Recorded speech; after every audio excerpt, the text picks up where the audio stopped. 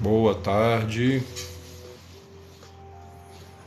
Mais uma vez, sejam todos bem-vindos em nome de Jesus, pela graça e misericórdia do nosso Deus Santo, Justo. Mais uma vez, estamos em sua presença para juntos buscarmos a face do nosso Deus. Bendito seja o nome do Senhor, bendito aquele que morreu e ressurgiu para nos purificar dos nossos pecados e formar para Deus um povo todo seu, zeloso das boas obras. Nós adoramos ao Senhor mais uma vez, meu Pai, nesta tarde, neste momento, neste dia que o Senhor fez. Como diz a Tua palavra, este é o dia que o Senhor fez, alegremo-nos e regozijemo-nos nele.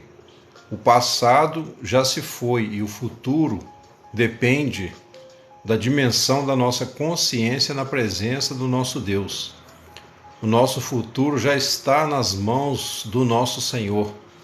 O nosso futuro é conhecido pelo nosso Deus, que anuncia o fim desde o princípio.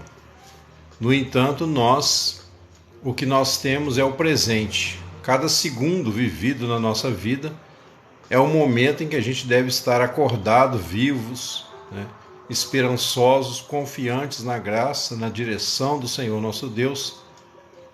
Embora não saibamos o que vai acontecer daqui a 5 minutos com as nossas vidas, mas sabemos que o Senhor está no controle de tudo e que Ele tem não só promessas, como também fatos que já foram realizados na cruz do Calvário, suficientes para nos justificar, nos livrar da ira vindoura. Então, quem está em Cristo, nova criatura é, as coisas velhas já se passaram e eis que tudo se fez novo. Mais uma vez, boa tarde a todos, nós adoramos ao Senhor nosso Deus, sejam todos muito bem-vindos, que o Senhor possa aí, desde já, desfazer toda a obra do inimigo, toda a obra da carne, todo sofisma, baluarte na mente, tudo que se ergue contra o conhecimento de Cristo. Nós trazemos cativo agora os nossos olhos, ouvidos, o nosso entendimento à obediência de Jesus, para que a vida de Jesus se manifeste em nossa carne mortal. Amém, irmãos? Que caiam por terra todos os inimigos do Senhor. Amém, Ana Lúcia? Boa tarde. A paz do Senhor Jesus Cristo, graças a Deus. Estamos mais uma vez aqui para meditarmos um pouquinho, e orarmos. Hoje, amados, nós temos um texto maravilhoso para a gente meditar rapidamente e nós vamos orar em cima de algumas verdades que a gente encontra aqui na palavra de Deus, tá?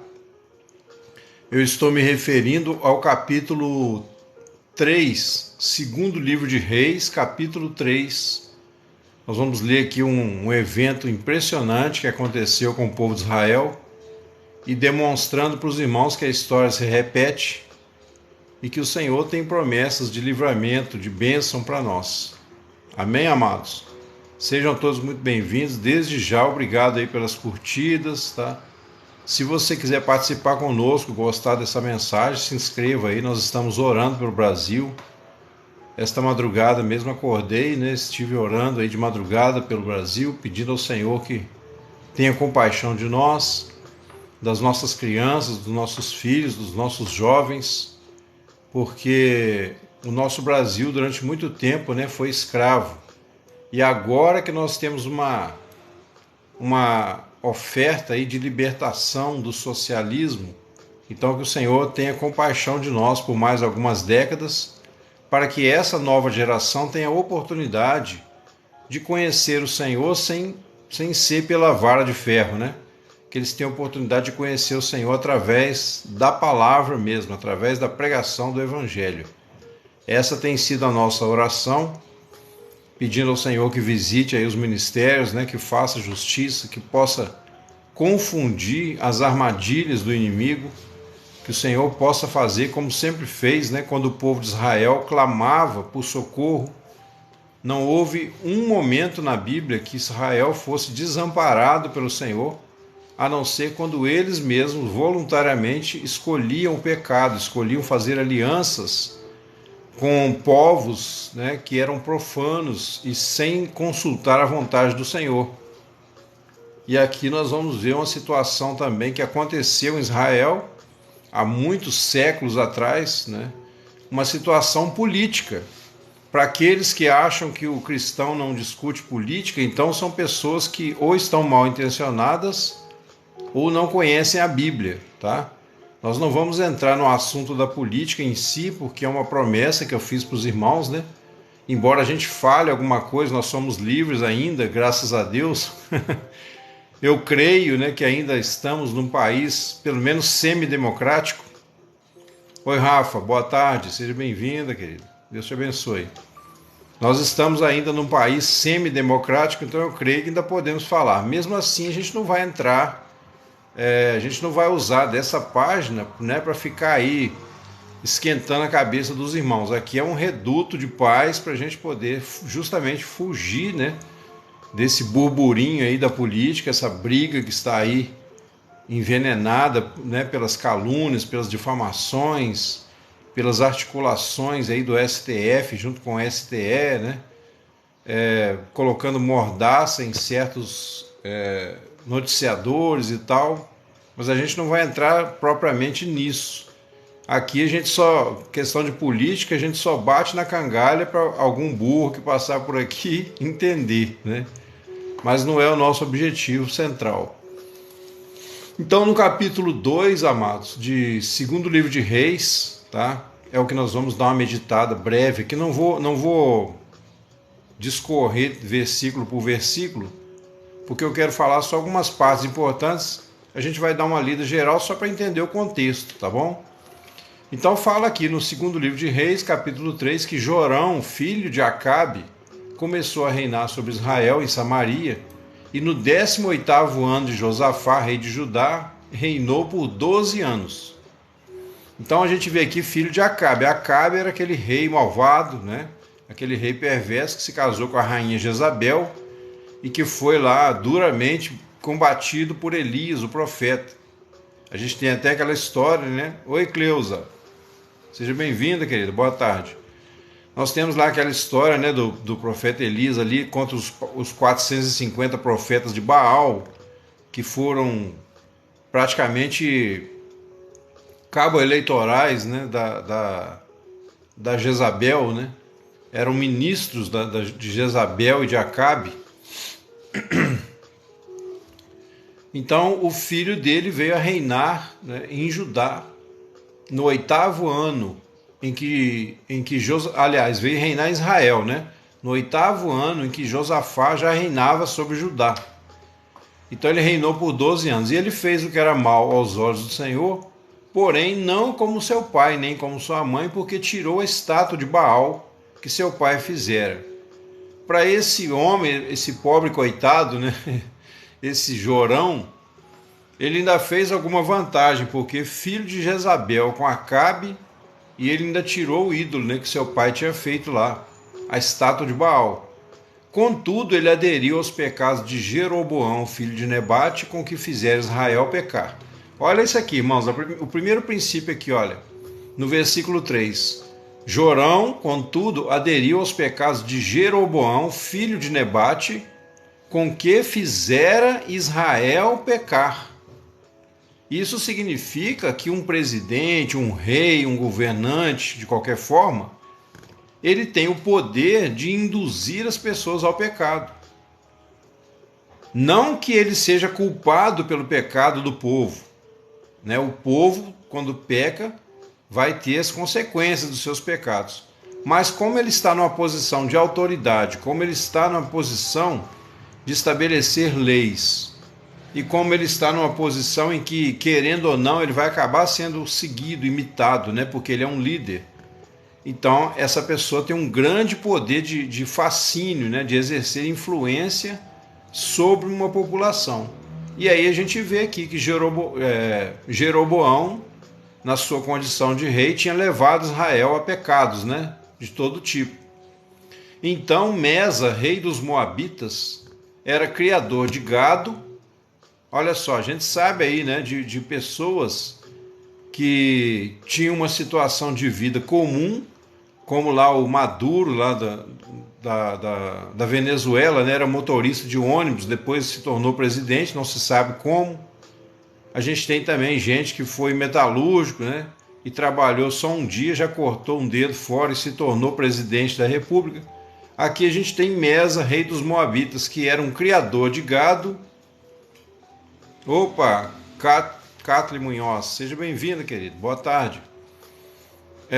Então ele era criador de gado, pagava tributo ao rei de Israel, 100 mil cordeiros e 100 mil carneiros com a sua lã. Porém, quando morreu Acabe, esse rei dos Moabitas se rebelou contra o rei de Israel. E aí a gente já tem aqui o pano de fundo da história, né?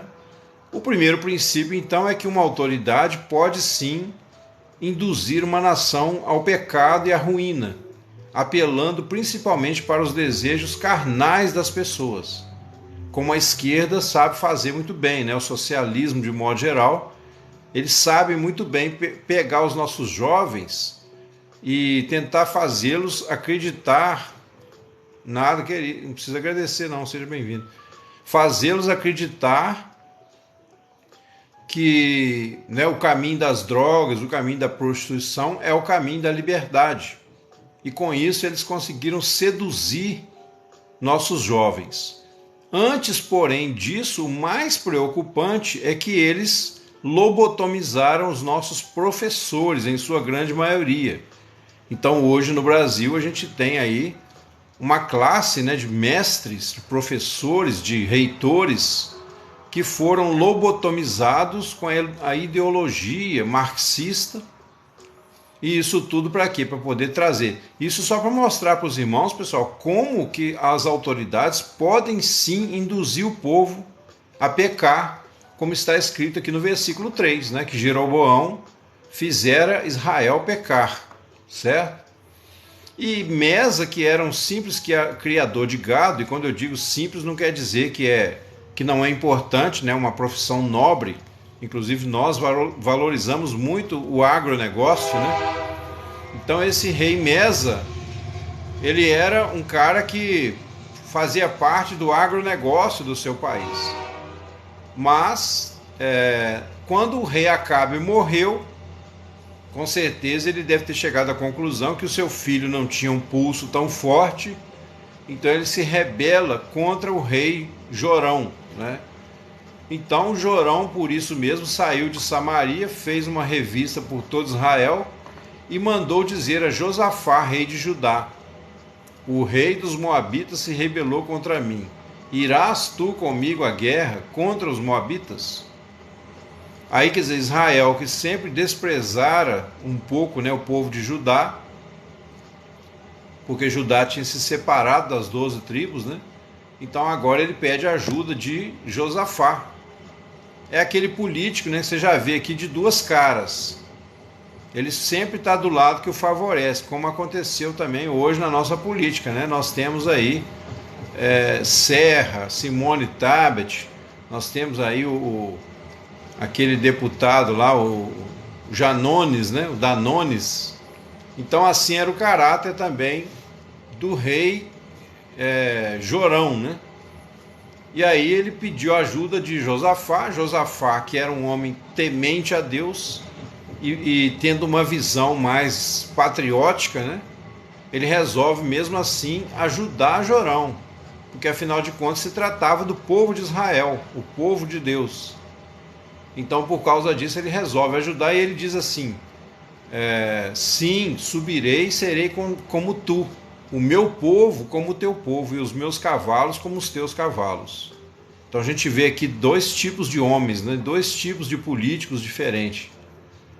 Então disse ele: por qual caminho subiremos? E então disse ele: pelo caminho do deserto de Edom. Então Josafá pergunta a Jorão, né, qual caminho que eles deveriam subir, e Jorão fala aqui pelo deserto de Edom, tá? Partiram o rei de Israel. Aqui tem muitas outras coisas que a gente podia falar, tá, pessoal? Só que eu vou ficar só com o mais importante. Então partiram o rei de Israel, o rei de Judá e o rei de Edom, e andaram rodeando como uma marcha de 7 dias, e não havia água para o exército e nem para o gado que os seguia. Havia ali um problema, havia ali uma escassez, não havia água, nem para o exército e nem para o gado. Certo? Então o rei de Israel, que era o homem de caráter duvidoso, né? O incrédulo da história, ele fala: Ah, Senhor, o Senhor chamou esses 3 reis para entregá-los nas mãos dos moabitas. E Josafá, outro tipo de homem, né? Disse: Não há aqui algum profeta do Senhor para que consultemos ao Senhor por meio dele? Então respondeu um dos servos do rei de Israel, dizendo: Está aqui Eliseu, filho de Safate, que derramava água sobre as mãos de Elias. Aqui a gente vê que Elias também deixou história, né? Elias foi um grande profeta do Senhor, e o simples mencionado nome de Elias já evocava toda aquela vitória que ele tivera lá no monte, né, Carmelo, através do poder de Deus. Então, quer dizer, Eliseu com certeza também era um homem de qualidade, era um profeta verdadeiro, valoroso. Por isso que ele disse, né, Eliseu, que derramava água nas mãos de Elias, quer dizer, servia Elias, era uma gíria usada na época, um modo de falar, né? Então Josafá disse: Olha, com ele está a palavra do Senhor. Então o rei de Israel, Josafá, e o rei de Edom desceram a ter com ele. Mas Eliseu disse ao rei de Israel: Que tenho eu contigo?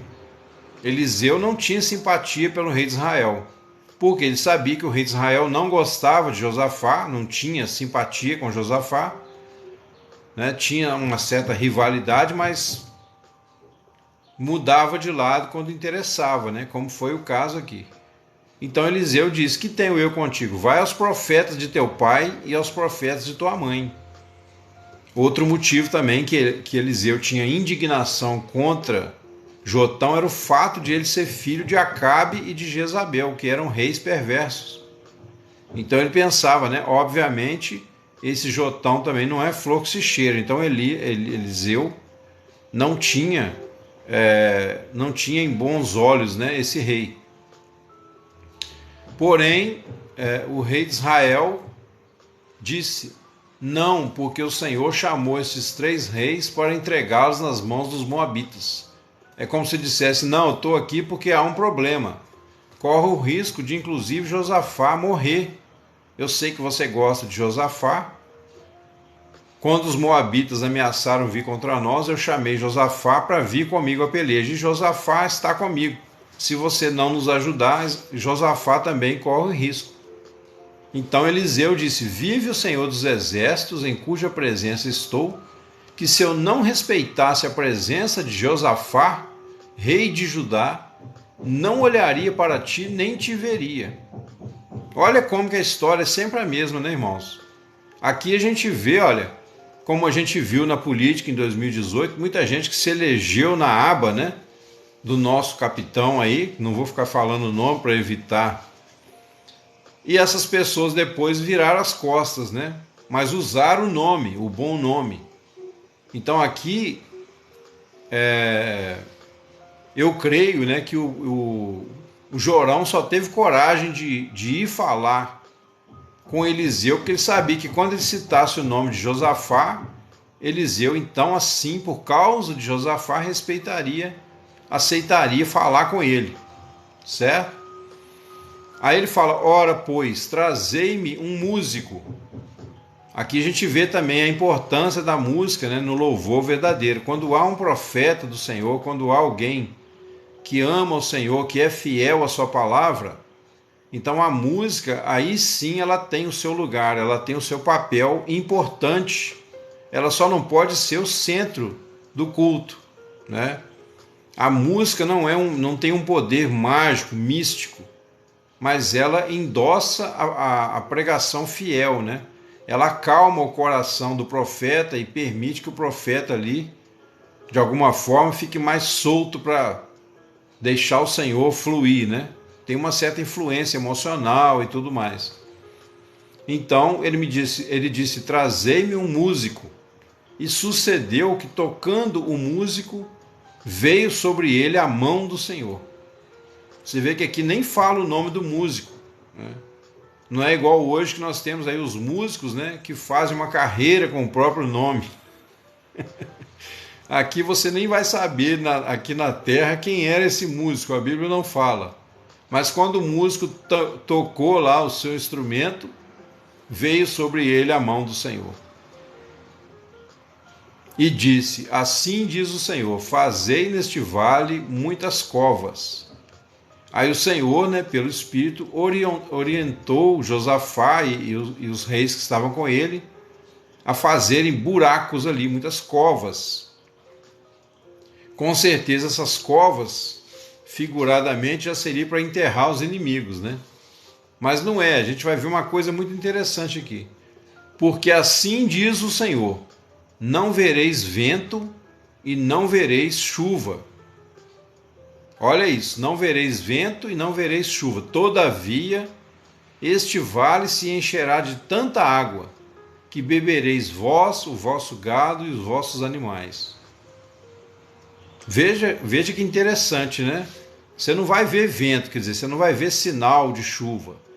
Não vai ter chuva também. No entanto, vai ter água aqui nesse vale, mostrando que, quando o Senhor quer agir, ele não depende de um acaso, de um fenômeno da natureza, que mesmo que fosse provocado por Deus ali como chuva, né, não seria visto como um milagre.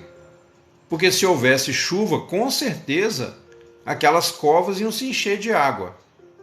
Mas como explicar que, não havendo chuva, aquelas covas se encheriam de água? Então o Senhor quis claramente mostrar que Ele está pronto para nos responder, irmãos, quando nós buscamos a face dEle. E mesmo em face dos maiores perigos, das maiores ameaças, o Senhor faz grandes milagres. O Senhor sempre renova a maneira como Ele trabalha, como Ele opera nas nossas vidas. Aqui o Senhor fez uma coisa inédita, né? Sem chuva, mas ia ter água. E ainda, isto é pouco aos olhos do Senhor, quer dizer, o Senhor ainda vai fazer mais. Também entregará os moabitas nas vossas mãos. Olha aí, ó, pega a visão, irmãos. Vamos traduzindo isso aí no nosso coração para os dias de hoje, vocês vão ver o que Deus vai fazer, né? Também entregará ele os moabitas nas vossas mãos.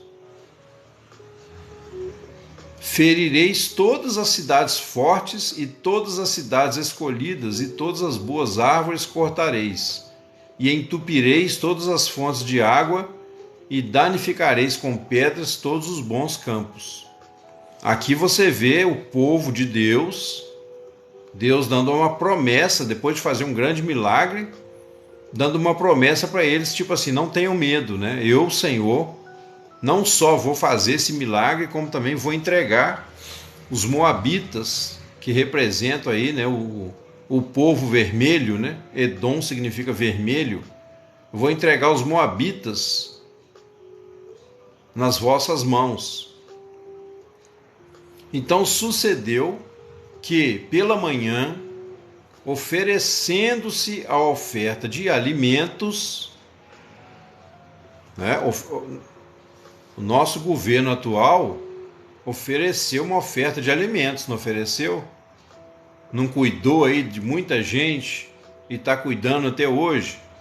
Não olhou para os mais pobres do povo? Não fez o que podia para abaixar, reduzir impostos? Deu vale, gás, né? O Senhor está vendo essas coisas. Não foi só um jogo político. E a esquerda sabe disso. Os edomitas, eles sabem disso. Edomitas e sodomitas, né? Mesma coisa. Eles sabem. Por isso que eles estão furiosos. Eles sabem que contra fatos não há argumentos. E aqui os irmãos, né, a família de Israel, junto com Judá, já sabendo que quando o profeta falava, a palavra ia se cumprir, Então eles tranquilizaram seu coração e foram trabalhar, fazer o que tinha que ser feito. Então eles não ficaram desesperados, levantando pela manhã, ofereceram oferta de alimentos, e eis que vinham as águas pelo caminho de Edom. Aqui no Brasil, né, nós vimos as águas que vieram pelo caminho que eles tentaram transformar em uma terra seca. Tentaram manter, né? Mas tentaram transformar também o coração dos nossos irmãos nordestinos num coração seco, sem esperança, apenas iludindo-os com promessas vazias durante 4 anos, de 4 em 4 anos. Mas, no entanto, as águas vinham pelo caminho de Edom. Olha aí, as águas vinham pelo caminho de Edom. Deus está falando, Deus está mostrando como que a coisa é feita, né? E a terra se encheu de água. Nós tivemos uma terra aqui no Brasil que se encheu de água, uma terra que estava um verdadeiro deserto em alguns lugares. Hoje a gente tem lá, né, o nosso querido povo nordestino trabalhando, produzindo, plantando. E isso também vai ajudar a economia do país com o tempo. Eram terras que estavam sendo desperdiçadas, estavam sendo usadas para implantação, através de engano, implantação de uma ideologia opressora, uma ideologia que compra o silêncio das pessoas pelo seu sofrimento. E quando não consegue, aí usa outra tática que eu falei, que é o quê? Seduzir, né, as pessoas pelos seus pecados. Então a terra se encheu de água. E aí, olha só, pessoal, ouvindo, pois, todos os moabitas que os reis tinham subido para pelejarem contra eles, convocaram todos os que estavam com a idade de cingir cinto, e daí para cima puseram-se as fronteiras. Quer dizer, eles estavam dispostos agora a usar qualquer pessoa. Altamira, Pai do Senhor, seja bem-vindo. Ô, irmãos, os irmãos que estão curtindo aí, compartilhando a live, tá? Os irmãos que estão se inscrevendo no canal, gratidão aí, tá? Que Deus abençoe. Eu não fico falando toda hora para não interromper a live aqui, mas sejam todos bem-vindos, que Deus abençoe ricamente. Então, amados, o que os edomitas fizeram quando souberam, né, que tal coisa estava acontecendo? Eles pegaram todas as pessoas, eles não pegaram só os deles. Eles não pegaram só os exércitos, eles pegaram qualquer pessoa que tinha em idade que já podia colocar o cinto, né, ou seja, a espada na cintura. E daí para cima, e puseram-se as fronteiras. Então eles saíram catando todo mundo que podia. Por quê? Porque eles se preocupam muito com números. Eles querem assustar, né? Eles querem ganhar no golpe. Como aconteceu aqui em Juiz de Fora, minha cidade, em Minas Gerais, quando vieram aqui, na sexta-feira, trouxeram gente de tudo quanto é canto, até de Salvador, na Bahia, tinha ônibus aqui, tudo pago por eles, né? Porque como dissera lá aquele ministro, que a gente chamava de sapão, né? Como disseram, o sapão, eles têm dinheiro para gastar com campanhas até 2038 e com fartura, né? Então eles tinham aqui condição de arrebanhar todo o povo, e assim fizeram. Levantando-se de madrugada e saindo o sol sobre as águas, viram os moabitas diante deles as águas vermelhas como sangue. Os moabitas olharam, né, no vale estavam aqueles poços, aquelas covas feitas, cheias de água, e eles olharam e viram aquelas águas vermelhas. Sabe por quê, pessoal? Porque o comunista, ele vê tudo vermelho, ele é igual o boi, o touro, né? Ele é igual o touro bravo. Ele vê tudo vermelho na sua frente. Então eles viram aquelas águas vermelhas como sangue. E ainda chegaram a uma conclusão, olha só. e disseram: isso é sangue. Certamente que os reis se destruíram a espada e se mataram um ao outro. Olha a presunção. Eles deduziram, né, que aqueles reis tinham lutado contra si, tinham se matado. Por quê? Porque eles adoram ver sangue. Quando eles veem sangue, eles já pensam que a violência está em todo mundo. O olhar deles é um olhar de violência, de vingança, de opressão. Então agora eles disseram: agora vamos à presa, moabitas. Quer dizer, agora eles já são presa fácil para nós, vamos pegá-los. E aí eles se precipitaram, chegando ao meio do arraial de Israel, né? Eles se precipitaram pensando assim: está todo mundo morto, a gente só vai lá, ó, buscar a verba, né? Então, chegando eles ao arraial de Israel, os israelitas se levantaram e feriram os moabitas, os quais fugiram diante deles e ainda entraram nas suas terras, ferindo até ali os moabitas. Quer dizer, o povo de Israel ficou ali de tocaia. Quando eles entraram, eles partiram em cima, a turma volta correndo para o país deles, Israel vai atrás e até lá dentro da própria terra de Edom, eles continuam matando lá os seus inimigos. E é isso que nós estamos orando, né, e cremos que o Senhor, nosso Deus, vai fazer esse milagre novamente, porque o nosso Deus não muda. Então, arrasaram as cidades e cada um lançou a sua pedra em todos os bons campos e os entulharam. E entupiram todas as fontes de água e cortaram todas as boas árvores, até que só em Kir Arezete deixaram ficar as pedras, mas os fundeiros a cercaram e a feriram. Quer dizer, naquela época, né, pessoal? Hoje a gente não faz esse tipo de vingança, mas naquela época eles não só mataram os moabitas, lá, os edomitas, como também destruíram toda a terra deles. Para quê? Para acabar de uma vez com a raça daquele povo. Conforme, né, de certa forma, se em 1964 houvesse realmente uma ditadura, né, que desse fim a algumas entidades por aí que ainda perambulam, talvez o Brasil estaria 100 anos à frente, né? Vai-se lá saber. Mas, vendo o rei dos Moabitas que a peleja prevalecia contra ele, tomou consigo 700 homens que sacavam da espada. Olha só, eles são obstinados, eles não recuam, eles não se dão por vencidos. Você está vendo aqui uma descrição que acontece nos dias de hoje. Eles são obcecados pelo poder, eles são obcecados por estarem por cima de tudo.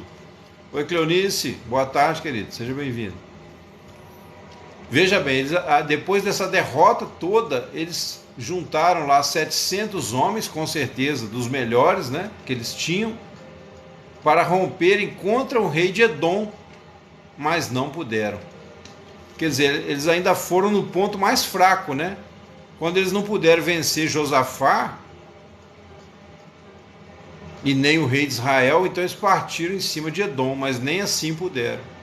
Você vê aqui hoje, né? Quando eles não podem derrubar a pessoa, eles atacam a família, atacam os filhos, promovem todo tipo de calúnias e difamações, né? Como eu já disse para os irmãos, no dia que estiver aqui em Juiz de Fora, você não ouvia uma proposta de governo, porque eles não têm. Eles passaram o tempo todo cantando músicas, difamando, né, denegrindo a imagem do presidente e xingando palavrões contra a pessoa dele. A gente não ouviu uma proposta, eles pararam em frente à minha casa, porque o Senhor queria que eu orasse, né? Eu creio, depois eu decodifiquei o mistério. O Senhor queria que eu orasse para que as entidades que eles trouxeram fossem embora depois que acabasse a visita na cidade, que elas fossem embora. Pena que eu só percebi isso no terceiro dia, no domingo, ontem, quando teve a carreata, né? Foi aí que me caiu a ficha. Na sexta-feira eu não tinha pensado por esse lado, orei, mas aí um profeta do Senhor foi usado na igreja e disse: olha, eles trouxeram muitas entidades para a nossa cidade, vamos orar para que essas entidades vão embora junto com eles, né? E aí nos lembramos, inclusive eu tive um problema, falei com os irmãos aqui, deu um problema aqui, uma ventania, de repente, chuva, arrebentou um fio de alta tensão do lado da minha janela. O meu filho estava lá, saiu correndo do quarto com medo do que poderia acontecer, né? Se aquele fogo pula para dentro de casa, era complicado. Você vê como é que eles carregam, eles carregam mal para todo lugar onde vão, né? A gente sente que é um clima diferente, um clima de ira, de revolta, né? De gente que é oportunista, gente que gosta de oprimir, de bajular, de subornar os outros. O Senhor está no controle. Então, ele tomou o seu filho. Olha o que o miserável aqui fez. Quando ele viu que não tinha jeito de vencer, ele tomou o seu filho primogênito. Por quê? Porque ele sabia que isso era abominação para o povo de Israel e para o povo de Judá. Pelo menos, né? Era o mandamento do Senhor. Tinha gente em Israel que às vezes fazia sacrifício de pessoas, mas eram considerados idólatras, não eram bem-vindos. Então o que esse cara fez? Ele pegou o seu primogênito, que havia de reinar em seu lugar, e o ofereceu em holocausto em cima de um muro. Pelo que houve grande indignação em Israel, por isso retiraram-se dele e voltaram para a sua terra. Isso aí é outra característica também dessa gente, né? Quando eles não têm saída, eles cometem um tipo de um suicídio em alguma área. Eles fazem alguma coisa para se colocarem como vítimas. Eles se colocam como vítimas de uma perseguição. A principal estratégia deles é dizer que eles são a favor da democracia, mas que nós estamos ameaçando a democracia. Oi, Dani, Pai do Senhor, seja bem-vindo.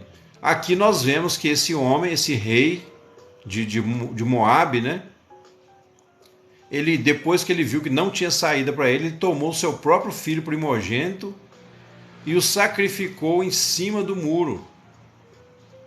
Quer dizer, ele sabia que aquilo ali ia ser uma aberração para o povo de Israel, né? Ia ser uma abominação para o povo de Israel. Então o que aconteceu? Com isso, o povo de Israel se sentiu, né? Se sentiu acuado, se sentiu enojado com aquela situação e bateu em retirada e deixou para lá o resto da confusão. Certo?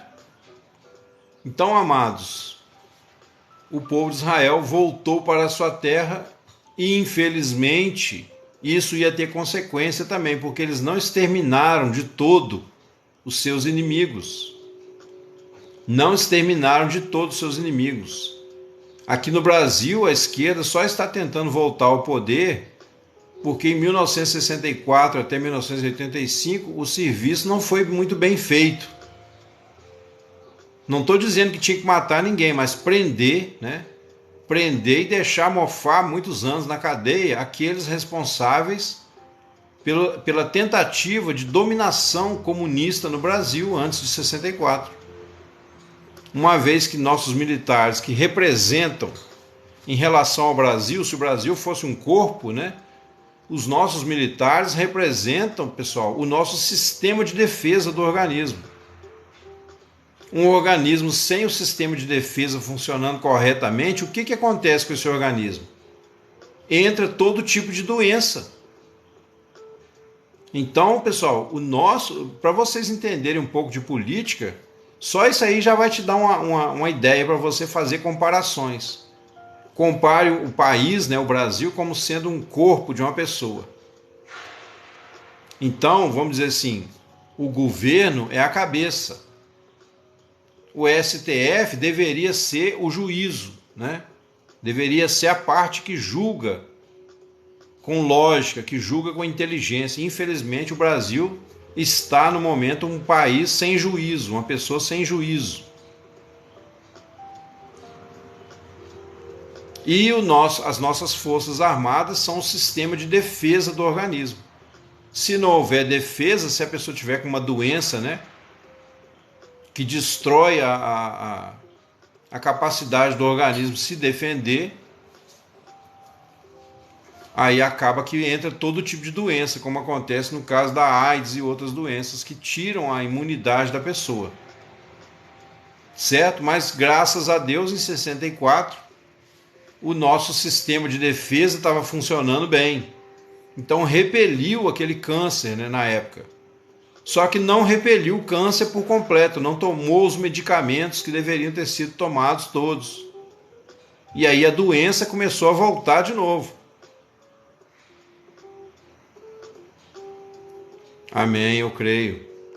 E através das nossas orações, amados, nós podemos também contribuir, porque as nossas orações ao Senhor, a igreja, né? A igreja, ela é o quê? Ela é a parte que representa a fé no coração dessa pessoa. Uma pessoa sem fé não pode agradar a Deus. Um país sem uma igreja que ora com fé, que busca o Senhor, que se arrepende dos seus pecados, essa pessoa não pode agradar a Deus. A Bíblia fala que só há um que o detenha, né, o anticristo, até que ele seja manifestado.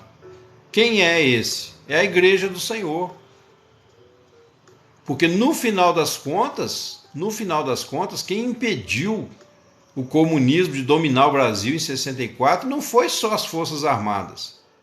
Elas foram, né, o sistema usado aqui na Terra, mas quem impediu foi a igreja do Senhor que clamou. A igreja do Senhor que orou, que foi para as ruas, que se levantou com placas, com bandeiras. As Forças Armadas só puderam tomar direção a pedido, né? A pedido da igreja, que representa a maioria do povo brasileiro. A igreja cristã, se a gente juntar aí entre católicos e evangélicos, nós representamos a maior parte do nosso Brasil, que ainda é um país democrático ou pelo menos semidemocrático. Certo? Aí, ó, Dai Barbosa está entendendo a visão. O mistério, né? Quem tem ouvidos, ouça o que o Espírito diz à igreja, né? Então, graças a Deus que o Senhor ouviu o clamor, né? Agora, em 2012, mais ou menos, 2010, algumas pessoas até antes, né? Eu, por exemplo, comecei a orar em 2003, pedindo a Deus que tivesse misericórdia do nosso Brasil, não deixasse a vaca ir para o brejo, né? Então, mas de modo geral, em 2010, 2012, a igreja começou a gemer debaixo da opressão. Porque violência demais nas ruas, furto de automóveis virou um absurdo, crianças na rua jogadas, mendigando, sendo violentadas, hospitais superlotados, sem atendimento, sem medicamento. Tudo nessa era aí de 2003 a 2015, principalmente, né, até 2016, por aí. Foi um período de provação, pessoal, porque a igreja começou a dormir. A igreja negligenciou o seu papel na oração. E a igreja caiu numa das táticas do socialismo, que começou com Karl Marx, quando ele disse assim: a religião é o ópio do povo. Não sei quantos de vocês já leram essa frase. Essa frase é de Karl Marx, o pai do socialismo, o pai do comunismo. Vocês sabem que o socialismo ele é só a porta de entrada do comunismo, né? É triste, triste. Vocês devem saber que o socialismo ele é só o cartão de visita do comunismo. Depois que eles dominam, aí eles se revelam como os comunistas, mas aí já é tarde demais. Aí é quando a pessoa descobre que está com câncer, mas já não tem mais como tirar, porque se tiver que tirar, tem que tirar o cérebro junto. Mas ele vem como uma gripezinha, né? Como disse lá o Drauzio Magrela. Vem como uma gripezinha. E aí vai tomando todo o corpo da pessoa. Então, amados, o motivo da nossa oração, a gente tem o direito de sentir até uma certa indignação na hora de orar. Aí, amém, Dai. Seja bem-vindo. Obrigado pela dica aí, pela sua sinceridade, né? Muitos de nós fomos alienados, muitos de nós. Então começou com Karl Marx dizendo que a religião é o ópio do povo, e depois vieram os intelectuais de esquerda, né, comprados pela ideologia. O que eles fizeram? Traduziram e ampliaram a ideia dessa frase e disseram assim: política e religião não se discute. E isso caiu na mídia, caiu na boca do povo. Ah, não, política e religião não se discute. E no Brasil ainda acrescentaram, né? Política, futebol e religião não se discute. Por que acrescentaram futebol? Porque futebol, se você começar a discutir muito, dá briga. Olha a maldade deles. Se você começar a discutir muito... Ô Henrique, boa tarde, irmão. Seja bem-vindo, viu? Política, o futebol, né? Se você vê aí nos estádios que dá briga, já deu até morte. Então, ao acrescentar, né, política, futebol e religião, quer dizer, passa para a gente inconscientemente a ideia de que você discutir religião e política pode dar morte também. Agora, é claro que pode dar morte, porque nós, da direita, temos que ficar calados, né? Se a gente abrir a boca para falar, aí eles nos acusam do que eles fazem. Eles nos acusam do que eles são. Eles são incrédulos, eles são ateus. Eles são ateus, pessoal.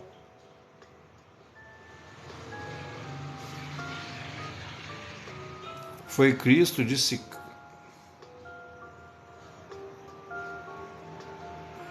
calou diante os políticos. São muito sujos. Ô Davi, eu não entendi muito bem, não sei se eu entendi o que você quis dizer. A paz do Senhor Jesus, irmão Vicente, seja bem-vindo. Então, pessoal, eles são assim, eles têm sede de poder, de dinheiro, eles querem se perpetuar no poder. Então, quando a gente fala qualquer coisa, nós somos acusados do que eles são. Vocês já perceberam que o cristianismo é conhecido pelo mundo afora como uma religião opressora? O cristianismo é a religião que menos oprime no mundo. Se você der as devidas proporções, é claro, né? Você não pode comparar, por exemplo, com uma religião pequena aí que tem 10, 20 mil pessoas no Brasil, mas se for olhar as proporções, o cristianismo é a religião que menos oprime no mundo inteiro. Por que ele ganhou essa fama de opressor? Porque o comunismo, eles nos acusam do que eles são. Eles querem nos calar para eles ganharem pela força, ou, no mais ideal ainda, sem ter que fazer força, né? Através do engano. Entendeu? Então, por exemplo, se eu sou um ladrão e eu chego aqui e acuso você de ladrão, todo mundo vai olhar para você e vai tirar os olhos de mim, né? Vamos supor que eu sou um ladrão, aí eu acuso você, eu falo: ô Vicente, você é um ladrão. Aí todo mundo olha para o Vicente, né, e tira a atenção de mim. É isso que eles fazem. É isso que eles fazem. Vocês não veem que tentaram acusar o nosso presidente até de pedofilia? Por quê? Porque eles são a favor da pedofilia. Muita gente que vota na esquerda, pessoal, guarde isso no seu coração. Muita gente que vota na esquerda é simpatizante a isso. Eles querem que isso volte, ou seja, liberado. Porque agora, se a esquerda voltar, isso vai ser liberado, igual já foi lá em alguns lugares. Só que eles começam, né, liberando casamento para pessoas até 14 anos. E aí você já viu, daqui a pouco não tem limite mais. Já expliquei para os irmãos aqui, por exemplo, eles apoiam a agenda LGBT, irmãos. Você sabe o perigo disso? Exatamente, ô Dei Barbosa, é isso mesmo. Glória a Deus aí, ó. Acordei para a liberdade em Cristo. Imaginei que quando o anticristo estiver no mundo como a cegueira. É verdade, Henrique. Porque na verdade, ô Henrique, essa cegueira é aquilo que eu falei aqui, acho que ontem ou antes de ontem. Essa cegueira faz parte daquela situação, igual o povo de Israel lá no deserto, quando murmurava, né? A Bíblia diz que eles foram prostrados no deserto, eles vão ficando cegos. Porque eles não quiseram obedecer o Senhor, eles foram rebeldes, se levantavam contra Moisés, blasfemavam, né? A gente tem um caso lá de Datã, Abirão, né, Coré, que fizeram assim, uma rebelião, juntaram lá 250 pessoas. Aí o Senhor fez a terra abrir a boca, engolir aquela turma toda. Então essa gente está sendo destruída aos nossos olhos. Hoje, quando você fala com uma pessoa, fala, a pessoa não te ouve, porque ela já perdeu o sangue das veias, tudo. Ela já está completamente entupida de pão com mortadela. E na verdade, o meu amigo David, quem fala em pegar em armas não somos nós. Quem é que faz a revolução? Quem é que faz os movimentos de invasão de terra? Quem é que faz as pichações nas universidades e bate até nos colegas que não se submete a eles? Quem é que pega em armas? Me responde aí, David. Que Deus tenha compaixão. Essas pessoas estão morrendo, pessoal, e não estão vendo. Elas estão perdendo a vida interior, a paz interior. E elas nos acusam daquilo que elas são. Eles chamaram, né, o nosso presidente de fascista, de não sei o quê, porque eles são fascistas, eles estão dispostos a pegar em armas, como aquele cara lá falou lá no Congresso aquela vez: eu estou disposto a pegar em armas se preciso for. Eles é que falam pegar em armas. Eles invadem terra. Dentro das universidades, Clarice, se a pessoa hoje não vestir a camisa vermelha, essa pessoa corre um risco de sofrer bullying todos os dias dentro da universidade.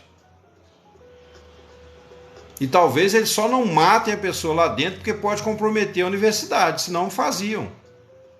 Eu estou cansado de ver colegas meus chegar para mim chorando, falar: eu fui agredido dentro da universidade porque eu sou de direita. Aí, ó, o meu amigo não respondeu. Cadê o David? Não tem resposta, né, meu amigo? Não tem resposta. Isso aí, ô Henrique, zumbis. Só que eles não sabem disso, né? O que faz a coisa ficar mais sinistra é que a pessoa vai morrendo, ela vai sendo seduzida de uma tal maneira que ela não consegue ver que tá morrendo. Isso é muito triste. Isso é muito triste, né?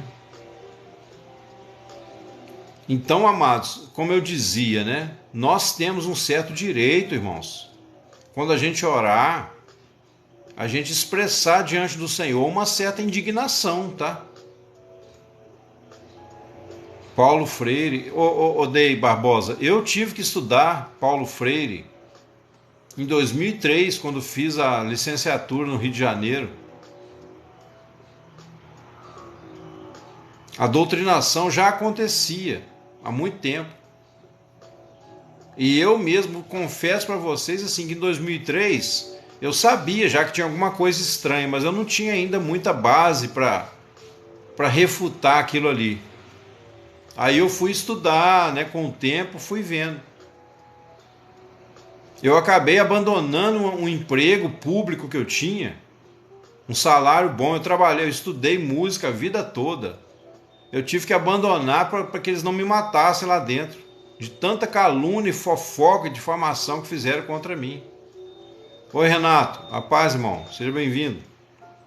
Eu achei melhor largar. Eu saí de um emprego de mais de 20 anos por causa dessa corja de gente, tudo corrompida, tudo pau mandado da esquerda, e eles não sabem que são, eu fico com pena, eu oro por eles até hoje. Porque de vez em quando sobe uma ira, né? Eu começo a lembrar de algumas coisas que fizeram comigo, dá vontade de apelar, né? Entrar na justiça, fazer um escarcéu, aí eu paro e falo, não, Jesus disse para orar por aqueles que nos ofenderam, então eu vou orar, eu oro por eles. Mas eu tive que largar eu não era professor só de, tipo assim, de desespero, aquela pessoa que não tem o que fazer e vai ser professor, não. Eu trabalhei a vida inteira para isso, eu estudei para isso.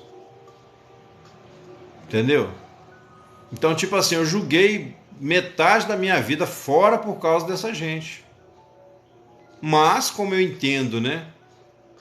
Como eu entendo que o Senhor tem para nós sempre uma saída e que através disso ele nos leva ao verdadeiro propósito, é uma doutrina diabólica. Diabólica. Por exemplo, ó, eles nos chamam de opressores, né? Patriarcado opressor. Para quê? Para tirar a nossa autoridade como pais, como mestres, como professores. Os professores tiveram a sua autoridade totalmente tirada dentro da sala de aula. Hoje o professor tem que lidar com o aluno na base da disputa ali, ó, na base da lábia. Se ele não for esperto, o aluno passa ele no... Entendeu? Então ele tem que rebolar e tem que quase que implorar, suplicar para o aluno fazer alguma coisa. E se o aluno falar qualquer coisa, falar que você bateu, que você... Até você provar que não é, você já passou muita raiva. E isso tudo, pessoal, é feito pela esquerda. Isso não é por acaso, isso não é do nada. A estratégia do comunismo é destruir a cultura, destruir o respeito, destruir a família, destruir toda a autoridade, porque eles querem nivelar por baixo, eles querem colocar o povo, todo mundo ali, ó, comendo pão com mortadela e carne de cachorro, e sonhando que está comendo picanha. O comunismo é um câncer, ele é uma praga que quando entra num país, ele acaba com tudo. Então, assim, embora eu disse para os irmãos, você não me vê postando vídeo dos outros aqui de política, né, com imagem do presidente, porque a minha confiança está no Senhor, não está no presidente em si, embora eu creio que ele é um instrumento, né, até porque ele é a bola da vez, então as pessoas deveriam respeitar. Assim como eu respeitei os governos de esquerda, eu sou o melhor exemplo para falar. Como eu respeitei a esquerda, mesmo já na época, já tendo ódio, né, do comunismo, não das pessoas, né, mas da filosofia, do ideal marxista, eu já tinha ódio disso. Respeitei, eu orava, chorava, às vezes ligava a televisão, via a nossa Amazônia lá sendo queimada, via, né, os alemães levando madeira e mais madeira para fora do Brasil, levando ouro, os japoneses, chineses, todo mundo lá, aquelas ONGs, abrindo espaço para eles dominarem o nosso território. Aquelas ONGs não tinham outro papel senão servir de vigilância da área que eles queriam explorar. Não tinha outra finalidade. Você não via ONG no Nordeste. Será que o Nordeste não precisava mais de ajuda do que a Amazônia? Com todo respeito aos meus irmãos amazonenses, né? Se tiver alguém aí, por favor, entenda o que eu estou falando. Não é achar que ninguém é melhor do que ninguém, mas questão de recursos, né? O nosso Nordeste brasileiro, algumas regiões, precisavam muito mais de ajuda, de cuidado. Por que não tinha ONG no Nordeste, só tinha ONG na Amazônia? Porque as ONGs, na verdade, eram focos de vigilância, de proteção de áreas vindas de fora, para a gente vinda de fora do Brasil levar tudo que é nosso, como sempre fizeram. Então, amados, ó, a nossa oração aqui, a gente ora, Deus entende, a gente ora com uma certa indignação mesmo. Eu não consigo começar a orar por uma situação dessa e não me sentir indignado. Às vezes eu seguro a onda, né? Mas se a gente começar a pensar, exatamente, ONG coisa nenhuma, né? Embora, né, Henrique, na definição, ONG significa organização não governamental. Quer dizer, eram ONGs, mas só não explicava o motivo, né? A desculpa deles era para cuidar da Amazônia, cuidar dos nossos índios. Quantos índios foram mortos nesse período? Quantas terras, fazendas invadidas? Quanta gente foi silenciada naquela floresta, né? Porque levantou contra o sistema. O fazendeiro falava assim: não, aqui eu não vou permitir vocês entrarem, pelo menos não, né, com a minha permissão. Vocês podem entrar, se vocês quiserem entrar à força, não tem como eu resistir, mas eu não aceito. Os caras invadiam a si mesmo. Chico Mendes, misericórdia. Então, amados, né, em nome do Senhor Jesus, não fique com medo, tá? Não fique com medo. A nossa única arma nessa questão é mostrar para o Senhor a tristeza, a indignação do nosso coração. Como a gente vê lá em Apocalipse, né, as almas debaixo do altar dizendo: Senhor, até quando, Senhor, não vingarás o nosso sangue dos que estão sobre a terra? Aqueles homens e mulheres, aquelas almas que estão lá debaixo do altar, nós fazemos eco ao clamor deles. Porque não é nem só por nós, é pelos nossos filhos, é pelas nossas crianças, os nossos jovens. Eu perdi um filho para as drogas porque ele começou a andar com gente de esquerda. Eu avisei na época. Mas ele foi morar com a mãe não tomava conta. A mãe não tomava conta, ele foi andar com essa turma. Tinha uma turminha, né, de homossexuais, é sempre assim. Aquela turma que gosta de ganhar as coisas sem trabalhar, sabe? Então eu tenho motivo para estar indignado, irmãos. E vocês também, se pensar, né? Só quem não ama o Brasil, só quem não sabe o que é liberdade é que não ora, não acha que está acontecendo nada. Como eu disse, muitas pessoas já morreram, só esqueceu de enterrar. Ele só sabe berrar, né? Só sabe berrar, faz o L. Aí, ó, mais um. Vá de retro, Satanás. Ai, irmãos, misericórdia, viu?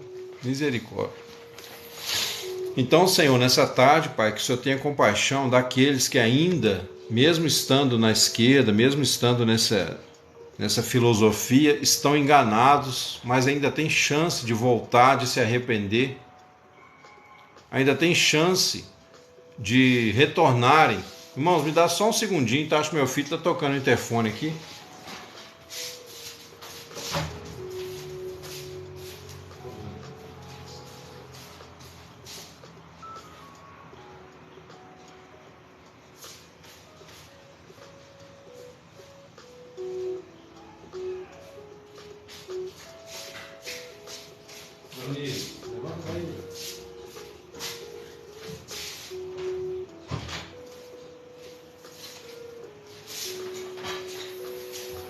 Então nós oramos, meu Deus, que o Senhor tenha compaixão, porque a nossa tristeza, meu Pai, é que muitos que estão no meio desse pessoal, eles estão enganados, eles estão iludidos. Até um dos motivos da nossa oração nesses dias é que os nossos jovens foram aliciados desde criança, né?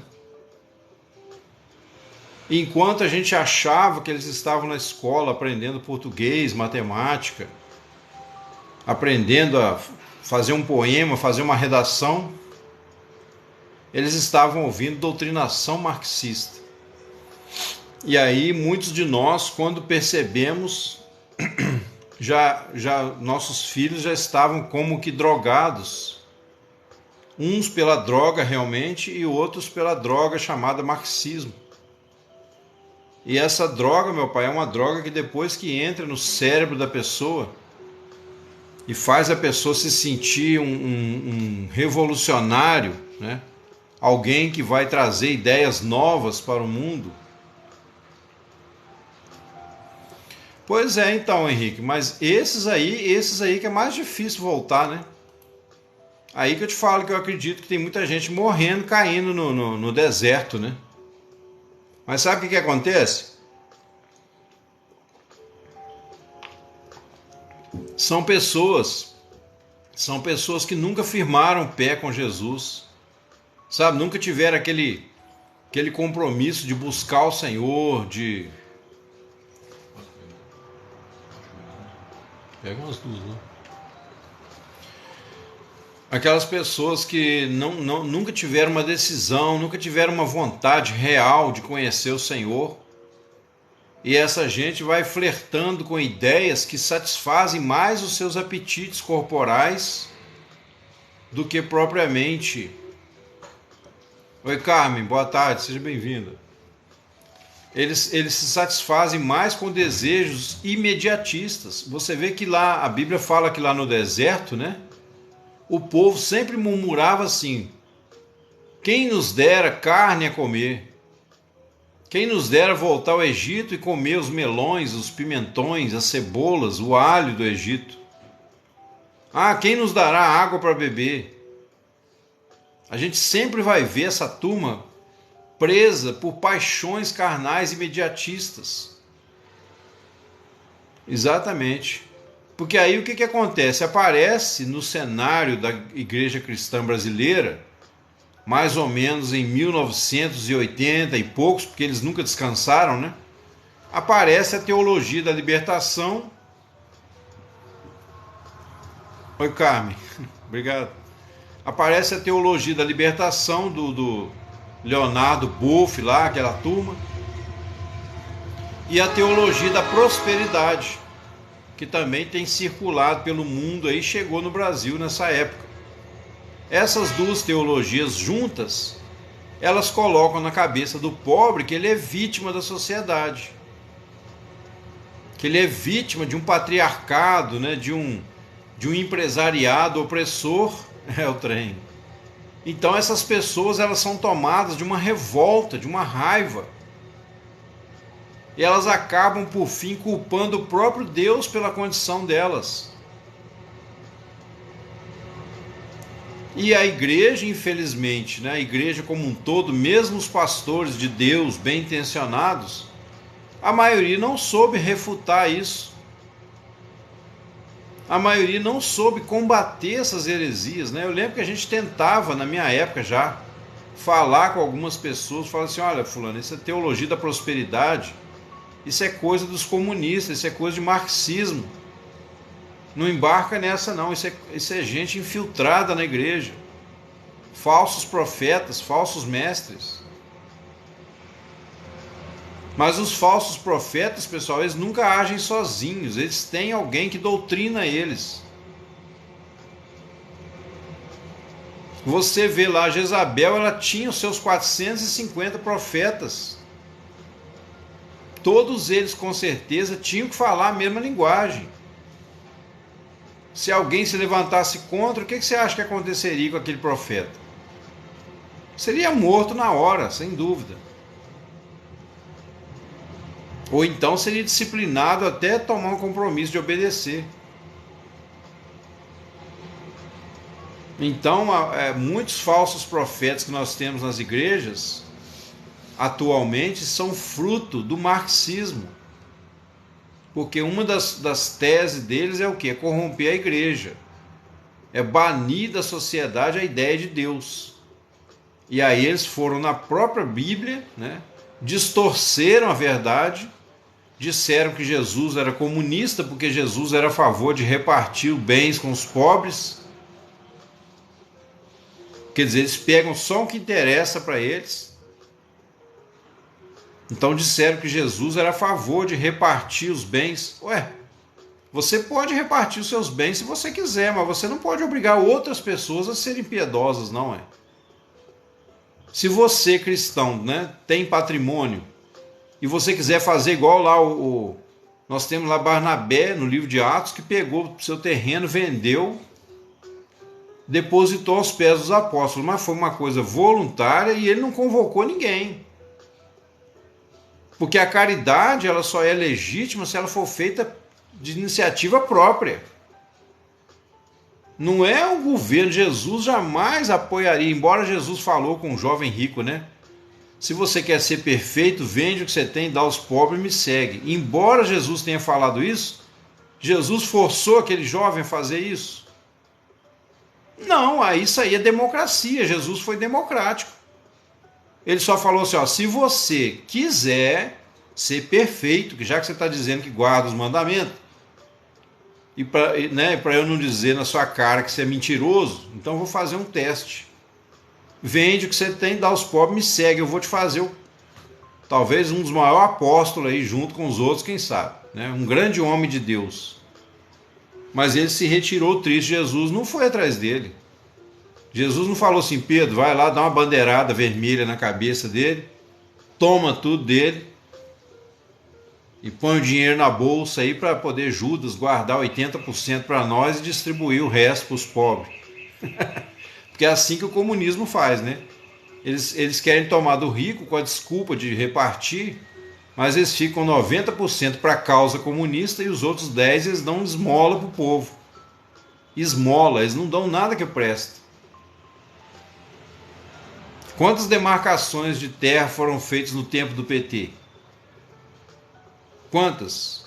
Quase nada. Foram 16 anos dizendo que defendia os pobres, que defendia a questão, né, de distribuição de terras. No nosso atual governo foi feito muito mais em 4 anos, não pode nem comparar. E sem briga, sem ameaça, sem confusão. Por quê? Porque a direita, pessoal, gostem ou não, a direita, ela preza pelos valores judaico-cristãos, os valores da família, porque ela sabe que uma sociedade só se sustenta com honestidade, com produção de bens, com riqueza, com valores. A esquerda é a escória da humanidade, desculpa falar assim. Não estou falando agora da pessoa, do eleitor, não, porque o eleitor muitas vezes está enganado. Mas esse é turma de militantes, esse é turma de puxa-sacos, eles são a escória da humanidade. Eles estão a serviço do comunismo, eles querem destruir, como eles são pessoas que já se sentem condenadas, então eles querem condenar os outros junto com eles. Se você andar com uma pessoa que usa droga, essa pessoa vai tentar puxar você para as drogas. Por quê? Porque se você usar a droga junto com ela, a consciência dela fica mais tranquila. Mas se você fala, não, eu não vou usar porque ela vai ficar contra você. Aí vai dizer que você é um opressor, que você é o metido a santarrão. Ué, que isso? A igreja brasileira precisa acordar para essas verdades. E eu estou dizendo uma coisa aqui para vocês, pode escrever o que eu estou falando. Se Deus permitir, né, enquanto eu viver, que eu não faço plano para o futuro, assim, promessa, né, de futuro. O Senhor que sabe da nossa vida. Mas enquanto eu viver, principalmente se a gente continuar podendo falar, né, na internet, espero, assim nós temos orado para que o Senhor ainda nos dê essa oportunidade por mais algum tempo, para a gente poder arrumar a casa, né? Vocês vão me ver aqui falando, aí que eu vou falar de política mesmo. Principalmente depois que passar as eleições. Por que eu vou falar? Para ver se a gente alerta muita gente, o máximo possível, para a gente não cair nesse abismo de novo, ficar nesse desespero na última hora tentando salvar o Brasil. Porque a igreja não fez seu papel, a igreja estava dormindo. E aí vocês, né, que estão mais comigo, a gente vai orar junto, a gente vai, né, vou pedir vocês para divulgar essa ideia. Eu vou me comprometer, eu vou estudar, vou ler livros de política, livros que falam do liberalismo econômico, né? Eu já tenho lido alguma coisa, e vou passando para vocês para a gente não cair nessa conversa de malaco aí, ué.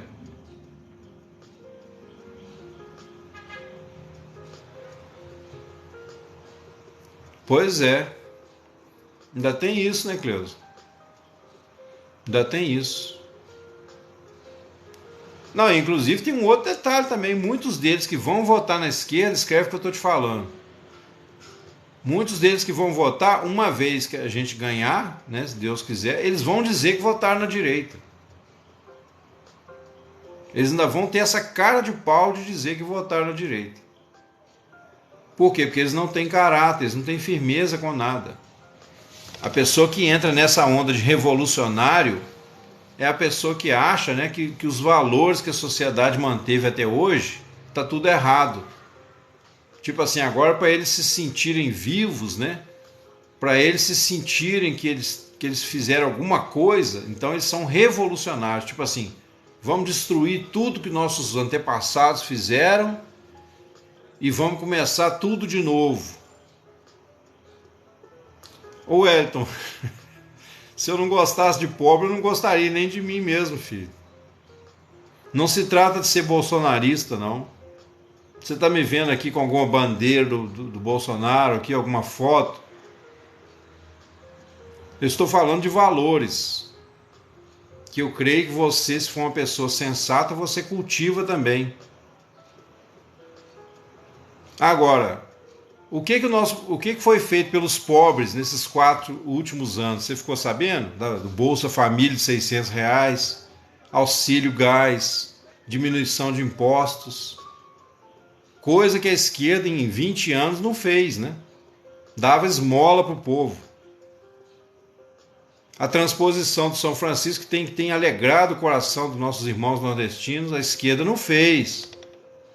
Ia lá só de 4 em 4 anos, um caminhão pipa lá, para comprar voto. Então quem será que não gosta de pobre? Quem será que viajou pelo mundo? Quem será que viajou pelo mundo, ficando nos melhores hotéis, gastando nosso dinheiro com ditaduras de outros países, fazendo Porto em Mariel, fazendo... E o Brasil nada? Quem será que não gosta de pobre? Responde aí, Wellington. Ué. O trabalho dignifica o homem, né, Cleusa?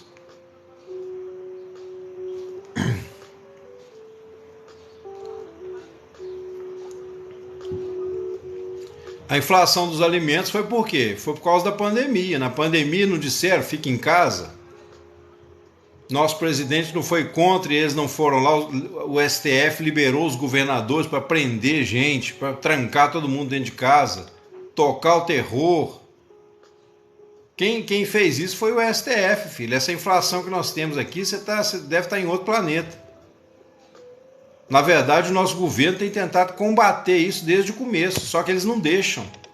Metade desses últimos 4 anos, eles usaram essa pandemia aí para tentar destruir, porque eles querem se perpetuar no poder. Acorda, meu amigo. Acorda para a vida, rapaz. Eu acho que você, pelo que eu estou vendo aqui, a sua foto tá pequenininha, mas acho que você já tem idade para entender a realidade. Pandemia, gestão decadente da esquerda.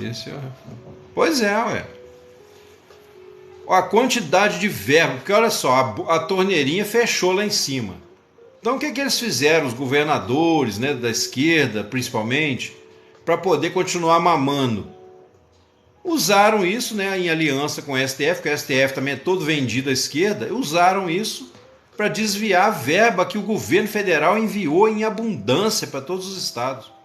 Foi mais muito dinheiro mesmo que foi enviado. Mataram pessoas naquelas máquinas de respiração para poder receber verba, porque tinha um negócio, né? Recebia um valor quando alguém ia para a máquina lá de respirar, lá, aquele tubo lá. Mataram muita gente para poder receber fundo mais do governo. O que houve de roubo naquele negócio não está no gibi. Agora, para cima de mim, meu filho, para cima de mim, você vai perder seu tempo e ainda vai perder o seu estômago. Vai ficar com úlcera.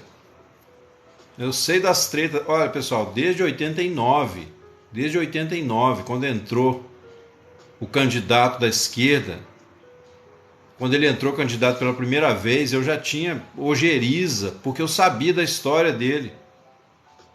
nunca trabalhou, cortou um dedo no primeiro dia que foi trabalhar, para não trabalhar, para se aposentar.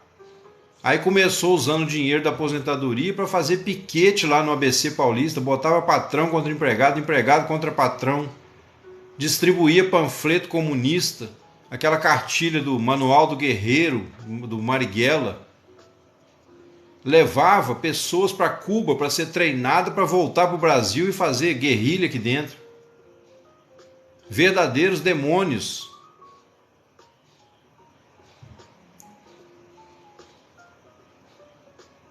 Cartão corporativo, sigilo que a Dilma criou. Dilma Rousseff criou em 2015. Tô ligado, meu irmão, tô ligado.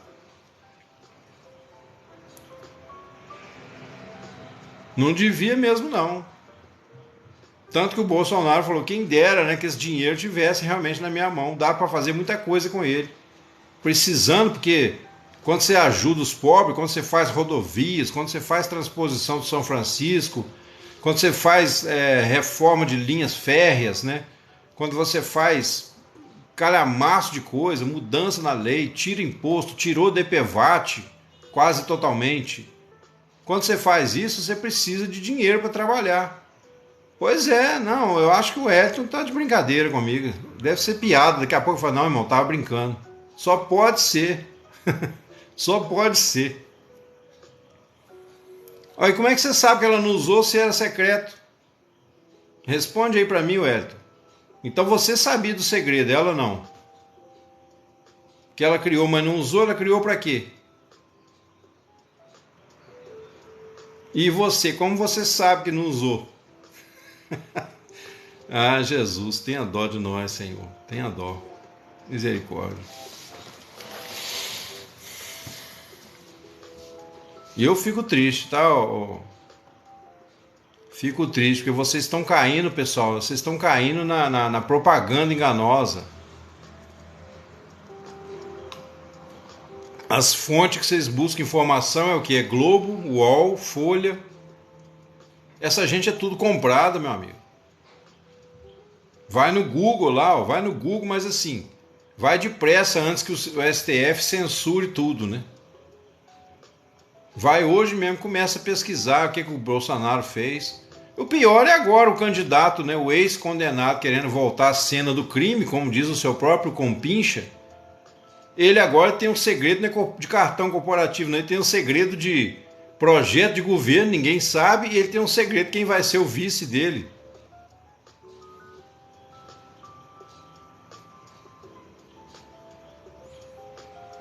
Ô Hélio, o seu argumento você já não está nem sabendo o que você fala mais, né? Porque isso aí, se houve o roubo em todos os governos, então nisso aí tá 0-0.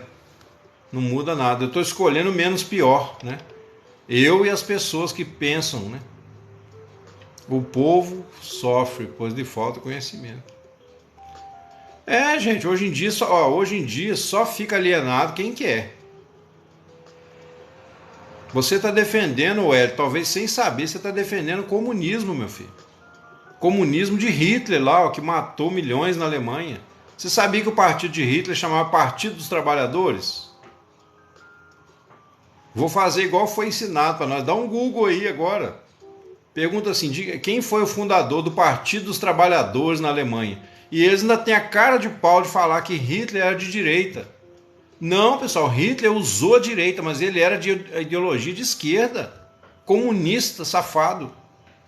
Monstro, matou milhões.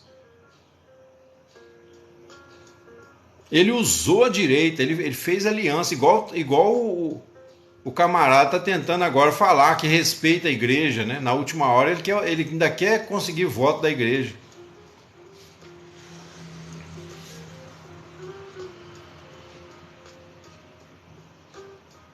Pois é, essa história eu não estou sabendo muito bem não, Maria. Mas olha só, já que o Wellington está preocupado com o sigilo do cartão corporativo, por que ele não está preocupado com o sigilo de quem vai ser o vice, quem vai ser os ministros de Lula? Quem vão ser as pessoas que vão trabalhar com ele? O sigilo de projeto de governo. Vocês têm que confiar em mim. Quando eu entrar, vocês vão saber. Ué, sigilo de projeto de governo? Você ainda tem coragem, meu irmão, de vir falar bobagem aqui? Me desculpa, me desculpa. Aí você está defendendo o indefensável, não tem jeito. Não tem jeito. Então, amados, a nossa oração, né, nós pedimos ao Senhor nessa tarde, eu não posso demorar muito mais. À noite, se Deus quiser, nós vamos fazer uma nova live, né, para a gente estudar a palavra. Não tem, né, Dei Barbosa? Então, a nossa oração, pessoal, é que o Senhor visite os ministérios, que o Senhor visite as consciências desses políticos, né? Na medida do possível, que o Senhor quebrante o coração, leve ao arrependimento. De repente, alguns deles, o Senhor toque nesse momento, na mente, no coração, e faça essa pessoa desistir, né? E de repente até trazer a público as tramas deles.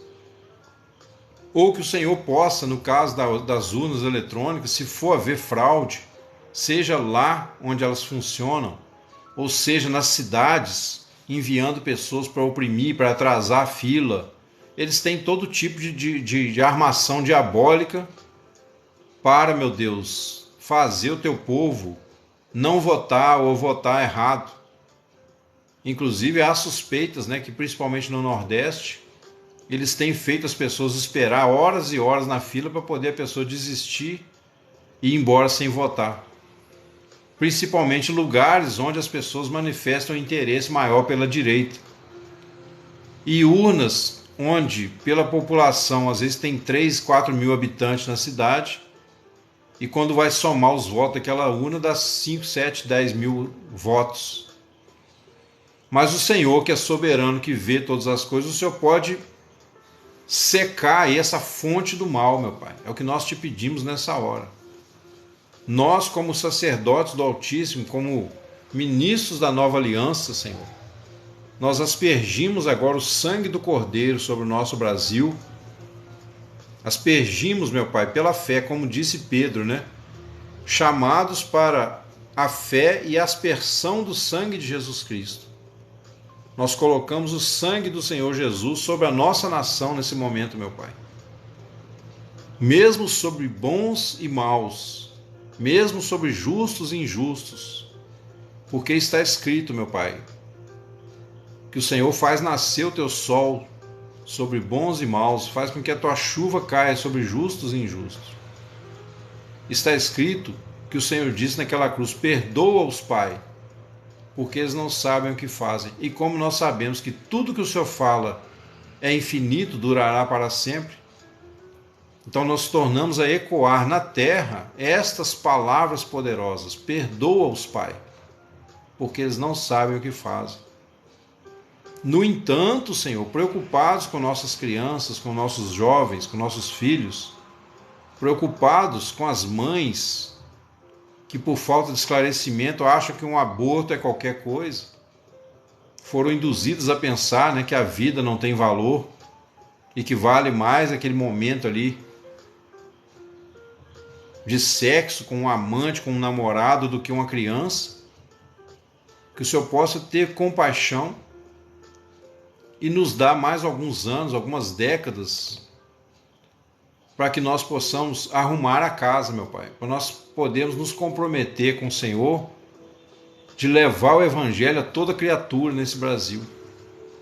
Para de alguma forma, no abrir dos nossos lábios, Pai, nós possamos alertar a Tua igreja pelo chamado que o Senhor me deu, Senhor, a visão profética que o Senhor me deu de corrigir algumas coisas aí no curso da igreja. Tantas vezes gritei sozinho, meu Pai, sem ser ouvido.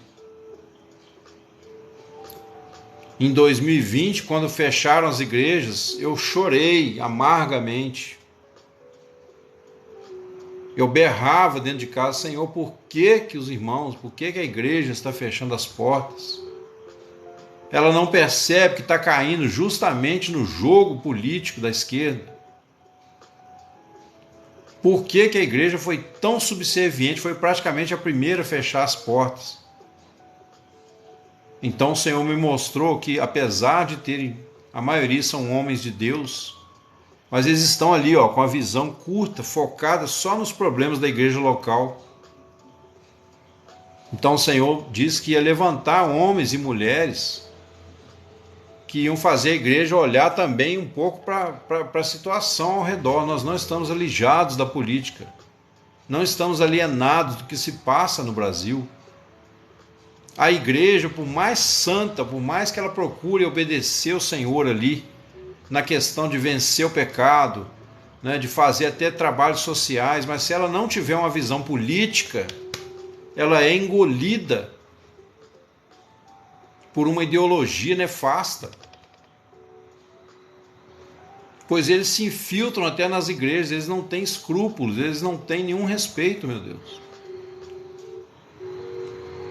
Então, meu Pai, que o Senhor nos ajude, que o Senhor levante, né, como o Senhor mesmo diz, rogai ao Senhor da seara, que mande mais ceifeiros para a seara, porque a seara é grande, mas os trabalhadores são poucos. Então nós rogamos ao Senhor que mande ceifeiros para a seara. Que o Senhor nos dê, meu Pai, essa vitória aí este ano, né? Que nós possamos continuar lutando pelos valores da família enquanto há esperança. E eu creio que há esperança, Pai. Eu creio que o Senhor é justo e misericordioso. E nós apelamos principalmente para a misericórdia, como temos dito aqui, porque se a gente for pedir justiça, talvez o Brasil seja destruído.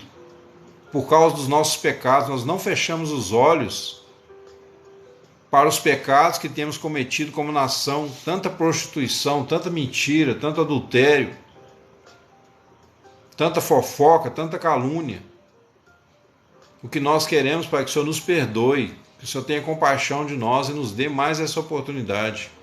É isso que nós pedimos, meu Deus. Nós nos envergonhamos nessa tarde perante o Senhor, meu Pai, dos nossos pecados. Nós choramos, Pai, porque o pecado de cada brasileiro, de certa forma, é nosso.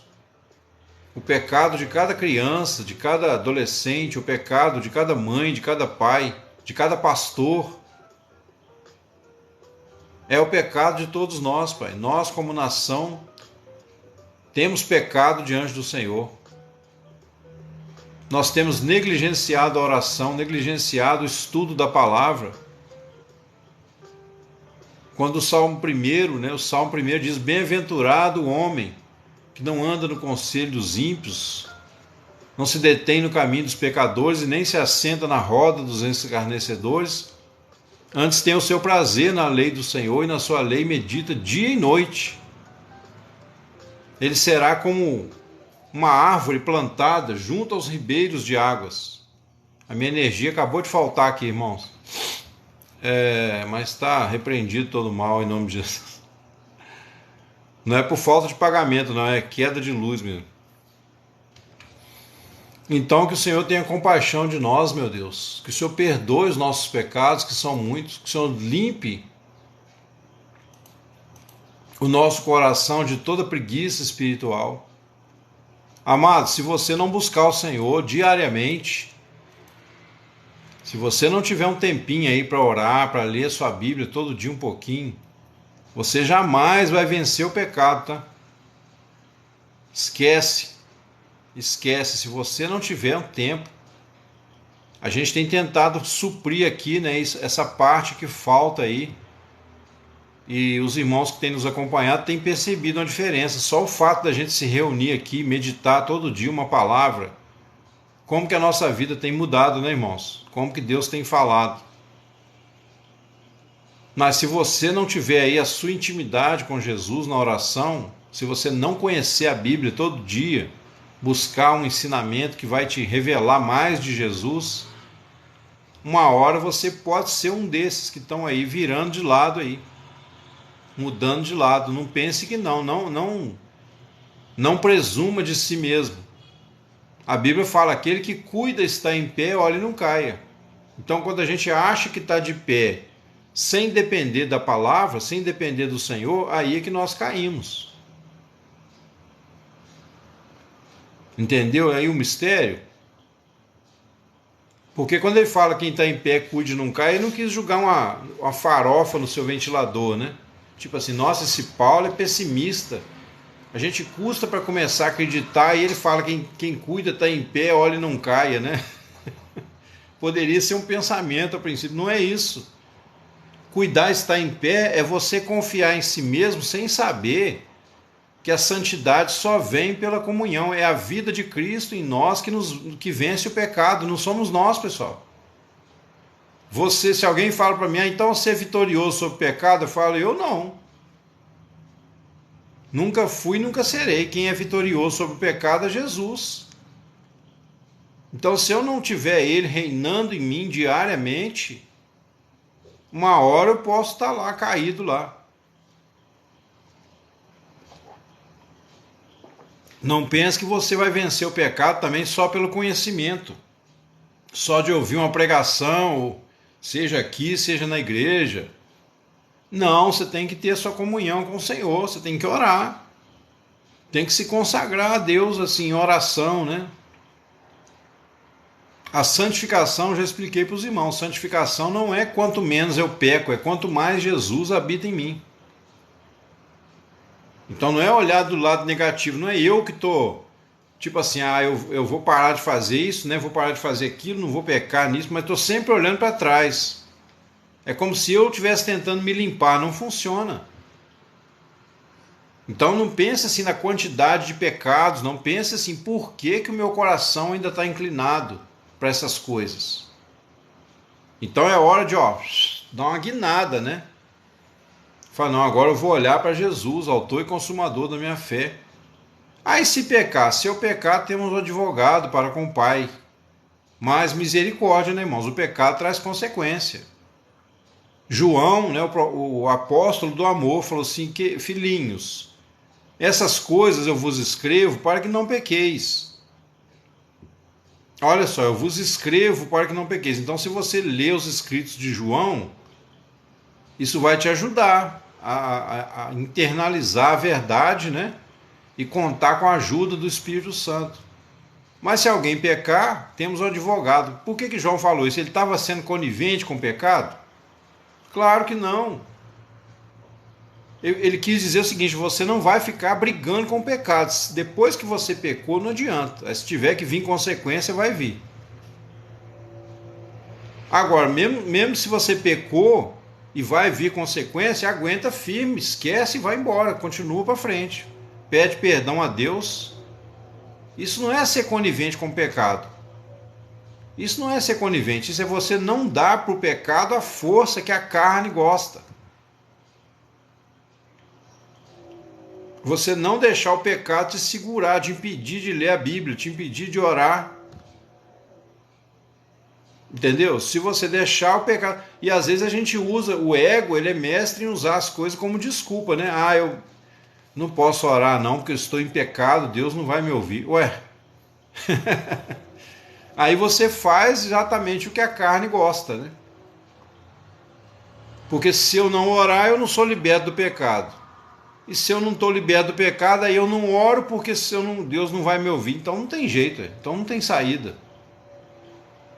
Agora, qual que é a saída? Essas coisas eu vos escrevo para que não pequeis. Então, Senhor Jesus, a partir de hoje, eu vou colocar toda a minha força em buscar o Senhor. Sempre que eu puder, eu estou com a Bíblia na mão, eu estou ouvindo. Hoje tem Bíblia no celular, pessoal. Um aplicativo aí de 30 MB que você baixa no celular. Você põe lá o Evangelho, lá vai ouvindo a carta de Paulo aos Romanos, aos Efésios. Dá para você ouvir um livro da Bíblia aí por dia, se quiser. Mesmo fazendo outras coisas. É só ir prestando atenção, né? Porque também você não pode ouvir só para... como se fosse um rádio ligado e você não está nem aí. Tira um tempinho para ouvir, para ler. Exatamente, Analice. Exatamente. Você resumiu o que eu falei aqui. Se a pessoa pensar assim, nunca vai orar. E aí, se nunca orar, nunca é liberto do pecado. Aí vira uma... Por isso que eles acreditam em reencarnação, né? Porque o pecado, ele traz essa ideia de loop, né? Você peca, despeca, peca, despeca, peca, despeca e vai... Aí morre e fala, não, peraí, foi só um capítulo da novela, vamos voltar na Terra de novo. Vai esperando reencarnar para você ver. Eu não espero. Eu quero, mesmo que a reencarnação existisse, pessoal, eu não quero voltar nessa Terra aqui nunca mais, na eternidade. Tem gente aí procurando migalha, né? Mesmo que existisse, porque eu não creio, a palavra de Deus diz que não existe, e eu prefiro ficar com a palavra de Deus. E o Espírito Santo, né, me deu convicção que não existe. Agora, estou fazendo uma conjectura, mesmo que existisse, eu não ia querer voltar na Terra, nascer de novo aqui na Terra. O Allan Kardec, aquele miserável, né, aquele homem racista, extremamente racista, que se dizia o pai do espiritismo moderno, ele pegou esse versículo, né, que Jesus fala: se alguém não nascer de novo, não pode ver o reino dos céus. Ele usou isso para tentar justificar a crença na reencarnação e dizer que a Bíblia apoia a reencarnação, né? Coitado, ele que vai baixar em outro centro. Ele que vai baixar em outro lugar, em outro terreiro. Aqui não. Então, amados, é isso, né? Que o Senhor tenha misericórdia de nós, que o Senhor estenda a sua mão e nos ajude. Nós esperamos, né? De certa forma, há uma certa pressa no nosso coração que esse dia 30 chegue logo, porque para ver se dá uma sossegada, né? Para ver se as coisas se acalmam um pouco. Mas a nossa confiança está no Senhor. Amém, irmãos? Procuramos não olhar para as circunstâncias, ainda que se a gente ficar ouvindo notícia, aí a gente pode começar a querer ficar ansioso, nervoso, né? Então nós confiamos no Senhor, não é nem no presidente ou no fulano A ou B. A nossa esperança está no Senhor. E Ele usa, obviamente, né, instrumentos na terra, Ele usa pessoas. Assim como o diabo usa governos corruptos para implantar o seu reinado vermelho, Deus usa, né, pessoas que têm um caráter mais, pelo menos, aceitável, né, para poder perpetuar os valores da família. Os valores que mantêm a sociedade viva na terra, com certeza não é a sodomia, não é as drogas, não é o homossexualismo. O que perpetua a raça na terra é o quê? A família, os bons costumes, os valores morais, espirituais, a fé, né? Se não fosse isso, a humanidade já tinha entrado em extinção há muito tempo. Então nós que temos ainda, graças a Deus, né, ainda temos uma visão aberta para essas coisas, a gente vai aqui perseverando na oração. Como um monte de Sião que não se abala, mas permanece para sempre. Amém, Henrique, amém. Amém, Dani, amém, Ieda, amém, Cleonice, Maria, Rafa, os valentes e as valentes de Deus aí. Graças a Deus, né? Amados, então é isso. Hoje à noite, tá? Se Deus quiser, a gente vai estar junto aí. Daqui a pouco, né? Ali para as 8, talvez, não sei se vai atrasar um pouquinho, eu mando mensagem lá no grupo, tá? Ô Dei Barbosa, amém. Se você quiser participar com a gente aí, querido, desse projeto, entra aí no canal e o grupo de WhatsApp, que é lá que eu estou informando o horário das lives, entendeu? Não quer dizer que você tem que vir todas as lives, mas sempre que você puder estar com a gente aí é uma força, né? Não só pela causa cristã, mas também pelo nosso Brasil. A gente está orando aí. E que Deus nos abençoe a todos. Tenham um bom dia aí, um bom final de tarde. E até mais tarde, se Deus nos permitir, em nome de Jesus. Um abraço a todos.